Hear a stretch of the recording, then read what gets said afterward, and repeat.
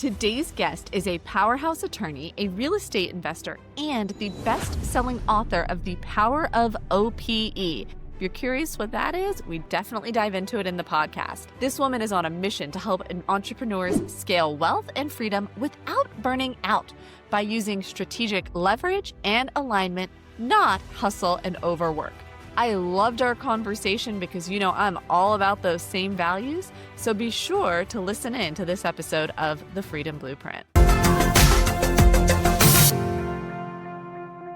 Welcome, everybody, to another episode of The Freedom Blueprint. I'm Adrienne Green, and today I'm excited to have with me Bethany LaFlam. Thanks for being here, Bethany. Thanks for having me. Appreciate it. So I'm excited to have her share all of her story with us for wisdom. So get ready for insights to help you scale, systemize, and create more freedom. Let's jump in. So Bethany, where I like to start is, how did you get started with real estate investing? So I've been practicing law for 25 years now, and I was on the tech side venture.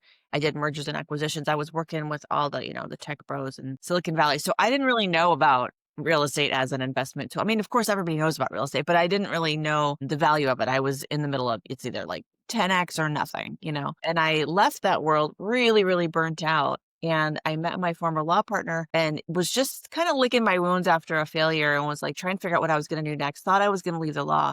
And he was doing real estate syndications, which is just a fancy way to say helping real estate investors leverage other people's money safely. So I started helping him, and one is it's a lot easier than tech. So I was like, oh, this is a nice break. But two, I was like, wait, what do you mean there's cash flow? What do you mean this is not like, this cutthroat industry like venture and tech? I fell in love with the clients because they're regular builders. They're Main Street people that are just trying to either escape their W or enhance it or create a legacy for their families. And it wasn't just a bunch of Silicon Valley bros. I'm sure the Silicon Valley bros are very nice. It's just was not my jam, right? So I got a nice sneak peek at, thousands of deals as we did their offerings for them. And I started realizing, what works, what doesn't work, what the teams bring to the table. And so I got a little bit of an insider's look at these deals, and I started passively investing. And of course, I got to cherry pick some of them and then realized, I think I could probably do this. I really, really love boutique hotels. And so I started on the hospitality side, investing in luxury resorts as well. So I started off passive, but it was after, looking at thousands of deals on their offerings first. That is a unique journey. So many people, that is not the way they get into real estate investing. So I love that. And what I love about it is, how you really highlighted something that's one of my top things that I love about real estate investing. And that is, like you're saying, you're helping Main Street over Wall Street. You're helping these like average Americans who really have this vision and are wanting to create, like you said, legacy, improve their life, bring beautiful homes, that people can live in. It's a lot more than, while it is about the numbers, it's a lot more than just that. And I love how you hit on that. Yeah, thank you. That's very important to me because I was ready to leave the practice of law. And then I realized it wasn't the law, it was the people. I'm hooked now. That's awesome. And now you can use all those years of experience in this industry where you feel like it really resonates with you as a person as well. Yes, absolutely. Awesome. So what was your very first deal like, and what did you learn from it? The first deal that I invested in passively, I kind of limped in. I had this client and he did 5B offerings. So for anybody who's listening, all that means is he raised money from passive investors. He did all the work. They put their money in. And he was allowed to offer it to only close friends and family, people he knew well. And as a result, he could take people that weren't already very wealthy. Accredited is the word for it. We don't need to get into all that unless that's something your listeners like. But what he did was he created a separate class of investment for people who aren't yet accredited and said, you can come in for $5,000 and see what it's like. And he does that, even though it's a huge pain for him.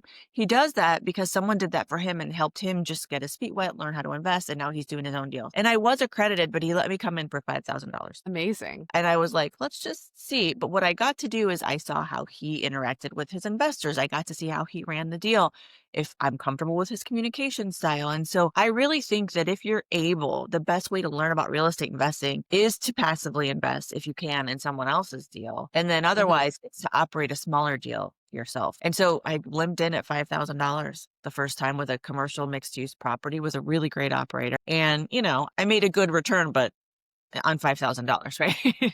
But I got a little taste of it. And then the next one was 25,000 and then it was 50. And then I was buying hotels. So, I mean, it can escalate and it can escalate pretty quickly once you get all the tools. Right. And what I love about that is some real estate investors, I think maybe a lot, we're going to go into a deal with the most that we can throw into that deal, right? So, if we had 500,000, we would have thrown 500,000 instead of 5,000.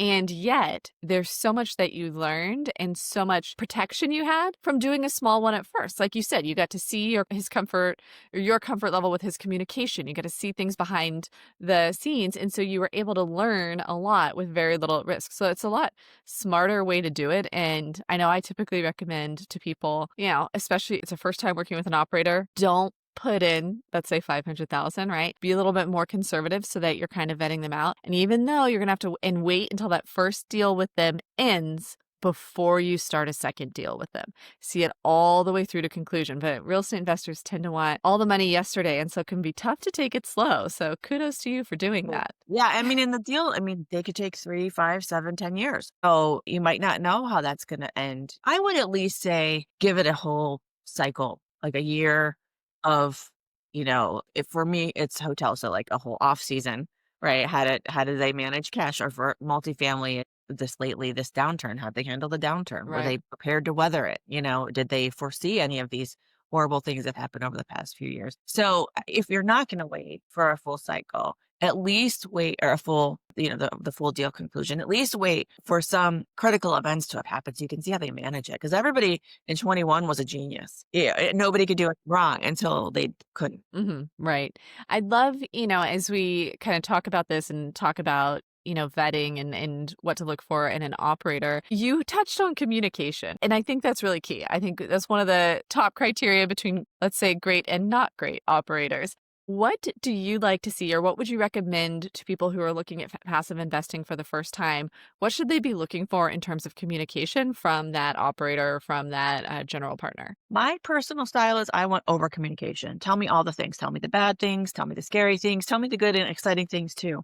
But I want to know that what's going on, right? Mm-hmm. So I don't want to be watching the news and thinking, gosh, do they know that this is coming?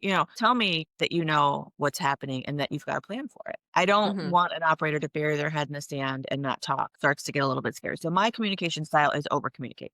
There are investors that don't want to hear from you until you're putting a distribution into their bank account. They don't want to hear it. So like some of them are, don't call me, don't text me. It's like, well, I'm obligated to send you an email. So you just don't look at it if you don't want to see it, but make sure your communication style matches.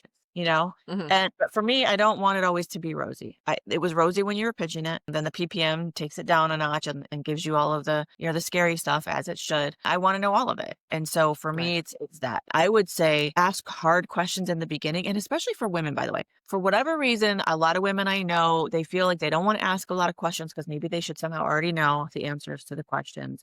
Maybe they've been shut up before, or maybe they don't know. Ask the hard questions and see how they answer. And if they're shutting you out now, don't invest. Because if things get kind of squirrely later, they're going to disappear. People show you who they are right away. Just believe them. Right. It's kind of like it's never going to get better than when they're effectively like courting you, trying to earn your money. So you're seeing the best you're going to get in terms of communication and everything at that point. Absolutely. Yes. Now, do you have any go-to questions or anything you would recommend people ask when they are vetting an operator? Yeah, I want to know who all the partners are. And, there's people in the pitch deck, and I want to know what they're doing. Do they know what they're doing? I want to make sure there's nobody on there who's just raising capital, because that happens a lot. If you've got a big name on there, are they making decisions? Are they really involved? Or are you just using their track record? Are you getting something from them versus just having their face on your pitch deck? So I want to know what everybody who's involved is doing. That's a great point. Because I've seen that. It's like, oh, I've got so-and-so on here. I'm going to give him a cut for letting me put his face on here. And he's done thousands of doors. So now I can say that our team has done thousands of doors, but is he showing up to meetings? Is he really helping them, or she? Right. Is he just, we can call him if there's like, a level 10 emergency and that's it. Or, or like you said, just putting a face. Now, similarly, you mentioned something that I think listeners would benefit from hearing more about. You talked about, is one of those partners on there just because they're raising capital? Tell me about what that means for you and why listeners who are looking at passive investing for the first time should pay attention to that. So I'm a securities lawyer, right? So I see all of it, right? And I cannot tell you the number of conversations that I have weekly, even now that I'm not doing the day-to-day work in the law firm, I still have this conversation weekly. And that is, can I just give someone, 5% of the deal to bring in 500,000, or someone offered me 5% of the deal to bring in 500,000 or whatever. That, friends, is illegal. Unless someone is a registered broker dealer, FINRA registered broker dealer, not a real estate broker dealer, they cannot get compensated strictly for raising capital. So if somebody is on your team and they're getting compensated, they better be doing more than just raising capital. It is my personal opinion that it should be everybody on the GP's team to at least help try to raise capital. But you cannot kick people out because they didn't. Right. So there can be the expectation that they have to do all the acts that should lead to capital raising, but you can't take their equity away because they didn't, because you can't compensate them for that. And so then people are like, okay, well, how are we supposed to raise the money then? Everybody on the team has to have another job. And then whatever they're getting paid has to be relevant for that job. If someone's really good at raising capital, then they're probably pretty good at underwriting or diligence or something else to get to that point. If they're really good at selling the deal, they must hopefully really know the deal, right? Not everybody has to be an asset manager. I get it. That's fine. But not everybody's investor relations either, which is what I hear people say a lot, like, oh, they're investor relations. Well, that's usually code for call up your friends and make sure they're not mad that they're in this deal. Investor relations is generating K1s. Investor relations is doing all of the reporting to the investors, even when it's hard, even when it's ugly, which means they need to know what's going on all the time. So investor relations, for it to count, has to be a real job. And you probably shouldn't have 10 investor relations people for a $2 million deal. So that's one we get a lot, is the capital raising. In the law, the reason that we're all allowed to raise capital, it's called the issuer exemption. We're allowed to go raise capital to run our business, right? So we have an exemption from being licensed because we're going to raise that capital to run our business. So that means then in turn, anybody who's raising capital, it should be for their business. So, let's make sure that they're really a part of the team, active. That's a great point. And it's something that, kind of like you, I've seen so much with syndications that's happening where people are getting, a cut just for raising capital. So I'm really glad that you explained that so well, because I think that message needs to be out there more. So hopefully we save you a few calls. Maybe you can go a week or two without having to answer that question, because people will listen to this first. I shout it from the rooftop. So at some point, people are like, I heard you say it. Now I know. And I didn't know. Yeah. Because you'll get offered. If you are good with people and have a big network, people will offer it. Just because they offer it, and just because they're a good operator doesn't mean that it's allowed. Right. And you've given us plenty of ways to be a GP and not just get compensated for raising capital. Like, you can have another role and another duty in that group of partners. So very doable. Now, we talked about your first deal and we kind of dove into a lot there. What I would love to hear is, how has your approach to real estate evolved over the years? Well, that's a good question. I mean, really, like I said, I limped in, right? And now I'm like, and my risk tolerance is actually pretty high. I mean, I did come out of venture, right? And so I limped in, but then I went from investing in, I think, 3 or 4 passive deals to I bought a hotel. So I skipped right ahead to, I never did a flip, no single family flip. I never did multifamily. I went straight to hotels. And the reason that I did that is because I do have a background in operating business. And I really love the idea that boutique hotels and resorts have an operating business and the real estate. And I feel like you get the best of both worlds. You can kind of force appreciation by doing some value add, and then you can pull a lot of different levers, right? With a bar and a restaurant or spas or excursions or whatever. And I love hospitality. Yeah. Spoiler alert, because you're going to ask what I would tell my younger self, and it's go into hospitality. It lights me up. I love it so much. Not everybody does, but and when I go to our properties, I'm never going to really be on vacation. I'm always going to be working, but I don't care. And so I really dove all the way in. Once I decided I loved real estate, I dove all the way in hospitality and in boutique hotels and resorts. So now we're raising a fund. We bought one in Belize and then tested it out, made sure we really could do this. And then we started a fund. And it's a $50 million fund. So, I mean, I swung all the way out. And I think there's a lot of great takeaways for listeners here. Like, first thing is, there's so many opportunities or so many paths you can go in real estate investing.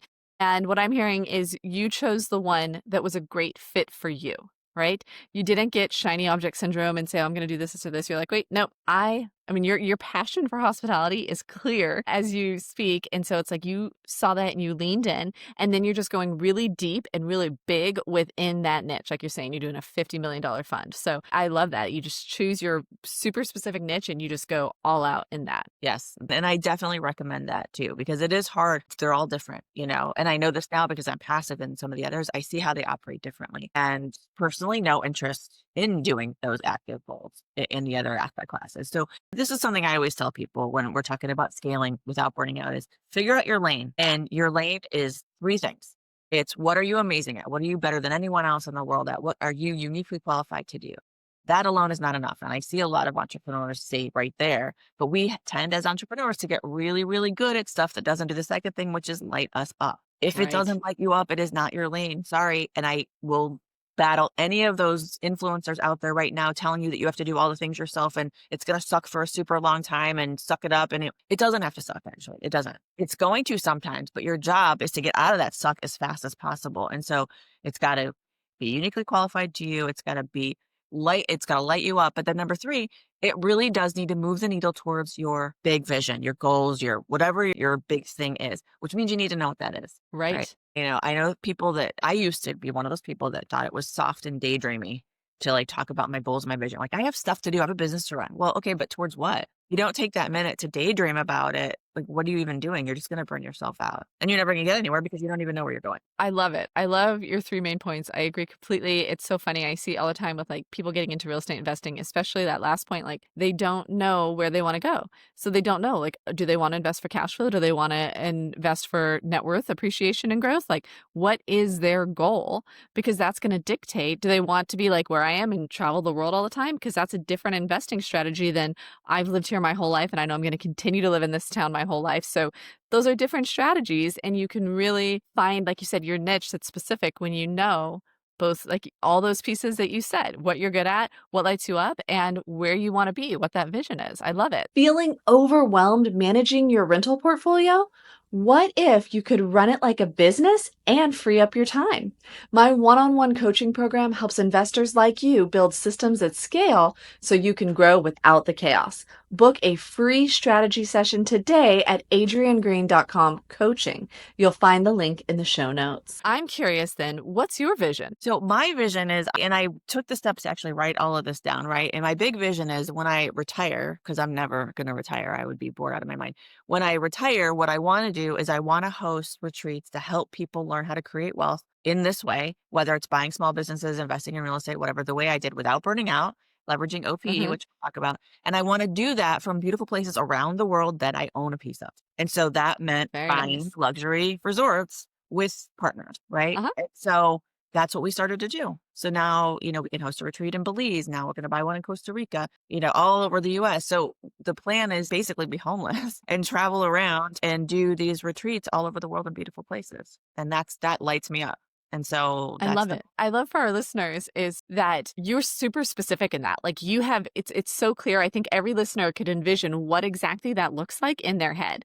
And that's what I would challenge all of our listeners to do as they work to create their vision is similarly be so specific that anybody could hear it and immediately picture it. Yes, because then you can. And I used to think it was so woo-woo and fluffy, and now I know it's actually backed by science. Your brain will then, once you've created that picture, will go find it for you. I mean, there's very simple thought experiments that authors have done that I've read. So the really simple one that a lot of your listeners have probably heard is, if I tell you right now, how many red cars did you see yesterday? I don't know. But if I tell you now, go tell me how many red cars you see, you see cars everywhere, because your brain is Right. now looking for that, right? It's the same thing. If I'm now looking for boutique hotels and resorts that meet my criteria, I get a new deal probably once a week to look at. I don't have to go hunt for deals. They're just coming to me. And I know they don't Yeah. all fit though, because I know what I want. I know my buy box. I know what the goals are, and not every hotel is going to fit, right? Mhm. We go Right. live on, that's been a new thing that we've been doing. We go live on TikTok and we do Reverie, which is the French word for daydream. And on Reverie, we will go through and analyze whether some resort fits our buy box. And it might be beautiful and it might be lovely, but if it doesn't fit our buy box, we're not going to go any further with it because we have stuff to do. Shiny objects is real. And we're Right. all Yeah. prone to it if we're not careful. Yeah. I have a related story that I think you'd appreciate. Before we started recording, my 5-year-old was in here laughing too hard, so I had to kick him out. At the beginning of this year, we were in Vietnam and he loves penguins. And so he decided that he wanted a penguin. His birthday was coming up and he was very specific. He wanted a penguin that could like waddle and walk. Like he wanted a battery powered penguin that would do this. And I was like, sure, honey, we'll keep an eye out for that. Like, we're in Vietnam. Like, it's not a place that has penguins. I wasn't like, odds are low, but okay, sure, we'll look for that. If we find it, we'll buy it for your birthday, right? Like, of course, because I'm like, what are the odds? We went to the grocery store there, and the grocery store is a part of a department store in Da Nang, Vietnam. And we're walking up through the department store part to get to the grocery store level, and there's a little toy section. And I kid you not, battery-powered walking penguin right That's there. Like, cute, what are yeah. the odds? Yeah. Exactly what he wanted. Right? You would have Oh, never noticed yeah. it had you, yeah. Yeah. He brought it in, and so we say that he's our ultimate manifester, but he's got Waddles. That's what he named him. Waddles the penguin Oh, I travels the love world that. with us now. That's the best story. That is the best story. And that's such a good example, though, of it really does work like that in your whole life. Mhm. Does that mean everything's going Right. to fall into your lap? No, I mean, not necessarily, but it didn't fall into your lap. You just were looking for it. Right. It was pretty cool, and I think it's a great example of your point. But what I love is we've been woo-woo. We've been like lovey-dovey, and I love that. And I want to make sure we do the other side of the coin as well. Like you talked about, you like your communication from your GPs.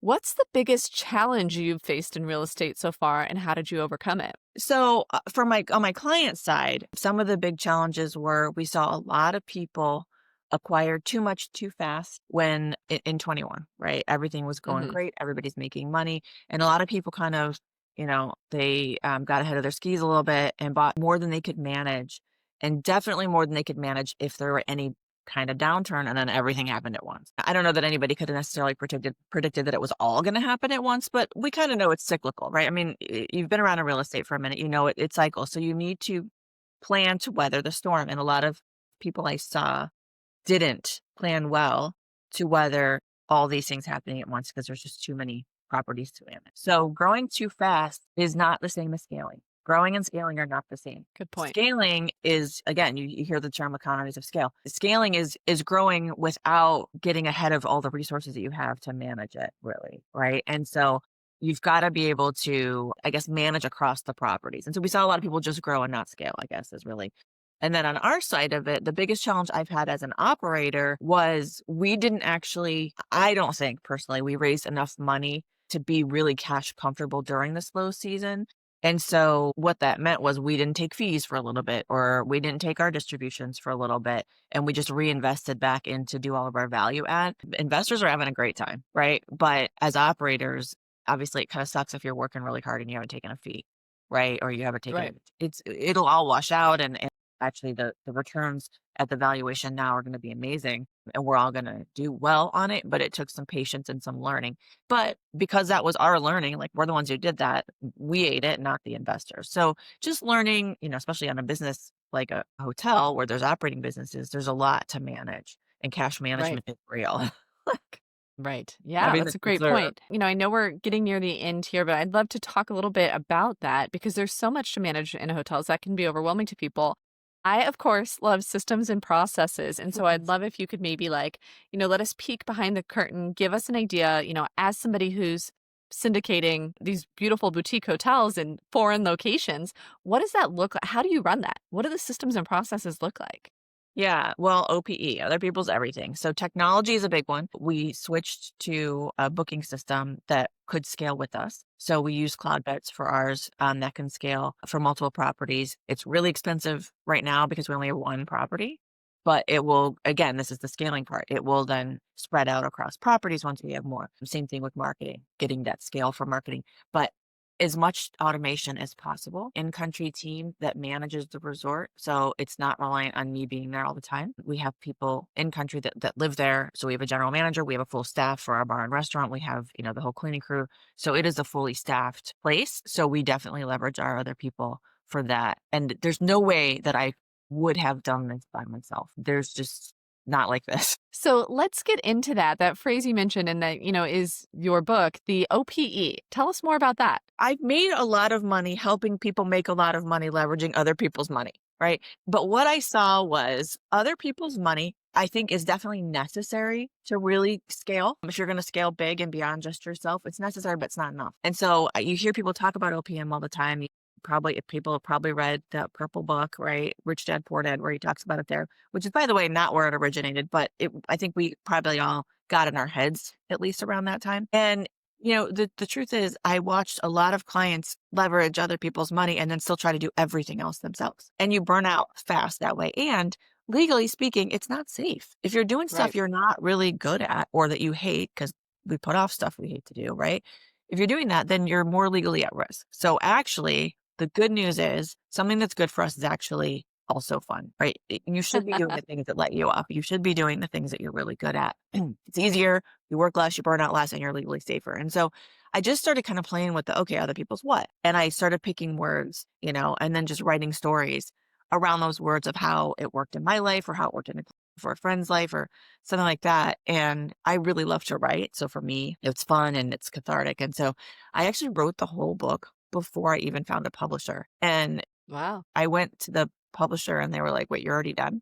Because usually, you get a concept and then they give you deadlines and then whatever. And I was like, no, it's done. Can you just edit it for me? So I did it a little bit backwards, but it's because I really love to do it. It's my lane, Mm-hmm. And so it was other people's technology, other people's time, talents, energy. And the first part of the book, though, is other people's junk that you don't want to take on, other people's goals for you, other people's baggage, other people's negativity at all, really, other people's bad mindsets. And so the first thing is like, you can identify that if you're really clear on what yours is, right? And like I said, if you figure out what your goal is, you do that daydreaming, you figure out what's ideal, what's your extraordinary life even look like. It's really easy to weed all that other stuff out. In the book, there's this thing I swear a lot. I won't swear here, but I do swear a lot. And it's the uneffing, wait, I can't say it without swearing. Abso-effing-lutely analyzer. It's the abso-effing-lutely analyzer. And I put that together to weed out deals because of shiny object. So you figure that out and figure lane out. And then you can figure out where everybody else fits, all those OPs, the other people. And so I really do believe that is the key to exponential growth, is to leverage other people's everything. And to do that, you need to know what's your lane and what other lanes need filled. And then you help as much as you can from your lane. We really are tempted to jump into other people's lanes, and then everybody flails when you do that. Right. And so I just think it's easier, it's more fun, and it's more effective. Yeah. I mean, I have a virtual staffing company. I'm all about people leveraging virtual assistants to do all of that work on the back end. And I'm thinking of like specifically, you talk about your lanes. And like for me, I have 3 short-term rentals and like guest service is not my lane, right? It is totally a burden. And I love that my virtual assistant handles that. They handle all of our guests in the short-term rentals and all that communication. And I get to do what I love instead. And so, yeah, I'm a huge fan. I think that's fabulous. Yeah. And you're going to make more money that way, ultimately. I know people are like, oh, I can't afford to hire anybody. I would argue I, for sure, myself, started making way more money when I started hiring people to do the stuff I didn't like to do because they're better at it. And you're depriving those people of doing your VA. Probably loves that, right? And you would be depriving her of that by doing it and hating it. Like that seems really patently unfair to both of them, actually. Right. Exactly. It's great when I always use like the seat on the bus analogy. Like, you've got this bus that's your business and there's all these different seats. And when you get the right person in the right seat, it's magic. Absolutely is. Well, Bethany, let's go through our closing questions real quick. What is your go-to tool for managing operations? I have an integrator in my business who's my COO, and she is my secret weapon because I really don't like to manage or hire. Mhm. And so I had to have one really good hire, and she needs to understand the vision clearly. And so she's my secret weapon, but also it leverages as much technology as possible. I know people are all afraid of AI taking your jobs and whatever. AI is never going to replace interpersonal communication like this kind of dialogue or the connection or whatever. Let technology take over the crap that you don't want to do so that you can be freed up for the really good stuff that lights you up. So Yeah, I love it. Different technology platforms. Mighty Network has been my latest one. That's where our community sits. That's been a platform that's been sort of secret weapon. And then Ashley is my secret weapon for sure. I love it. And then what's one piece of advice you'd give to your younger self when you were starting out? I said hospitality, but the truth is, the piece of advice I would give is you do not have to struggle in silence all by yourself. Do what you want to do. You're allowed to be happy. You're allowed to get help. You're allowed to do the things you want to do. I think I would give myself permission to do that. I guarantee there's some listener who needs to hear ask for help today because Americans are just raised not to ask for help. And it's braver. You have to have so much trust in yourself and in your people to ask for help. And so I get that it could be harder, but trust yourself enough to, and then give yourself permission to not struggle for the sake of struggling. Because you know what? At the end of it, there's actually no reward for struggling harder than everybody else. No, not at all. And then finally, what is a book that's been transformational in your investing journey, or maybe your own book that you'd like to share? So my book I love, and I really am passionate about this book. I wrote it because I really do want to help people. But the one that really was a game changer for me was Who Not How, which is Dr. Benjamin Hardy and Dan Sullivan. And in fact, a lot of stuff from that book I sort of expanded on in my own book, right? And that is, you do need to find the who's. You don't always need to figure out the how. And so I think that one for me was transformational. Right. And along those lines of, the importance of the who's and community, you have a community. Would you like to share a little bit about that? Yeah, I would love to. So it's called the Conscious Capital Collective. Originally, we formed it to just support our law firm clients sort of before and in between and after deals. But it is growing now to be one of the best wealth and luxury travel platforms in the world. We're gearing up to be that. And the reason why is that there are levels. Think like Disney meets IPO meets Soho House, right? So the Okay. Disney Club 33, I don't know if you're familiar with Club 33, but that's like Disney's super elite exclusive access membership. It's like a 10-year wait list, or you have to get sponsored. It's super expensive. And all that does is gets you access to specific things. There's a level for that, right? Which gets you access to all of our luxury properties. It gets you access to our elite events, all kinds of perks that we're building. But every level before that, unlike these other ones that I mentioned, is geared toward helping you learn how to get to the next level. How do you create the wealth and the knowledge and the mindset, which is the most important part, actually, to get to the next level? So we want to grow Right. people up to be at that, whatever elite level you want to be at, whatever luxury travel you want to be able to get to, whatever investments you want access to, we want to teach you how to get there. And so the community is really there to support builders, support scalers, and then it's to support people that are already there and just want, I want some elite exclusive stuff to do with my wealth so I can have this extraordinary life and not just sit on a pile of cash just so I can say I did. Right. I love it. And where can people learn more about that? Everything about me really is on Instagram. That's probably the easiest thing. It's Bethany_LaFlam. And there's a link tree that shows all the community of the book. Everything that you want to know about me is there. Perfect. And for those of you who are driving and listening, we have the links in the show notes underneath the podcast or YouTube, wherever you're listening. Okay. Perfect. So Instagram, Bethany_LaFlam, you said? Yes. Perfect. We'll get that in there. And thank you so much. I'm excited for everything you shared. And for all of the listeners, what I would love is, who do you know who needs to hear Bethany's story? Please go and shoot this over to them right now if they weren't listening already. Okay. And we'll see you next week on another episode of The Freedom Blueprint.